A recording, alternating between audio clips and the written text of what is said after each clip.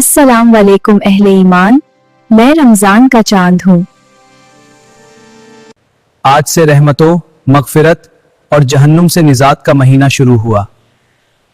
जो तौबा करेगा उसके गुनाह माफ होंगे। कल से मैं हर शहर तुम्हें सहरी के लिए जगाऊंगा। मैं मिसवाक हूँ, सुन्नत हूँ, पाकी जगी की निशानी हूँ। मैं जानमाज हूँ, मेरे दामन पर सजदे की रौनक लौटेगी। मैं दस्तरखान हूँ, बरकत मेरी फितरत है।